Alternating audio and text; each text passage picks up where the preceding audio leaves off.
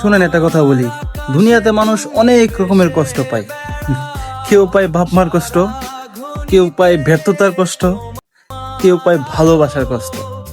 আর ভালোবাসার কষ্ট অনেকে মেনে নিতে পারে না, আর তার জন্য কি করে অনেকে মৃত্যুবরণ করে বা মরে যায়, চলে যায়। আরে ভাই, দুনিয়াটা এই জীবনটা অনেক সুন্দর একটা জীবন, এই দুনিয়াটা অনেক সুন্দর একটা দুনিয়া। কেউ এই জায়গায় কোনো কিছু হারাইলে এটা দ্বিতীয়বার সে পাবে, ঠিক আছে? বাপ মা বাদে এই জায়গায় যে যে কিছু হারাক দ্বিতীয়বার পাবে। আর আমিও জানি যে ইয়াং জেনারেশনে আমরা যারা আছি, অনেক অনেক সময় অনেকে একটু মানে কয় না, বিবেক দিয়ে না ভাবে, যে আবেগ দিয়ে ভাবে। তো এরকম আবেগ দিয়ে ভাবে, আমি মনে করি যে এরকম আবেগ দিয়ে বাবা বাদ দিয়া একটু বিবেক দিয়ে ভাবেন, সবকিছু পাবেন, ঠিক আছে? জীবনে দেখবেন যে বেটার কিছু পাবেন, যা হারাপ না বেটার কিছু পাবেন।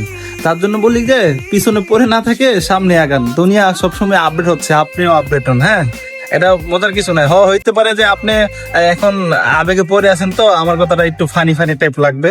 এটা কিছু না, সামনে অনেক কিছু আসবে আর অনেক কিছু পাল্টাবে, আর এর থেকে অনেক বেটার কিছু পাবেন আপনি। এটা আমার কথাটা আপনি একবার মিলাই নিয়েন, বিশ্বাস না করে একবার মিলাই নিয়েন, ঠিক আছে?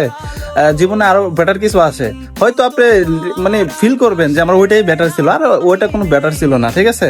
আর ওটা কোনো ম্যাটারও ছিল না। একসময় মনে হবে যে ওটা কোনো বেটারও ছিল না, ম্যাটারও ছিল না।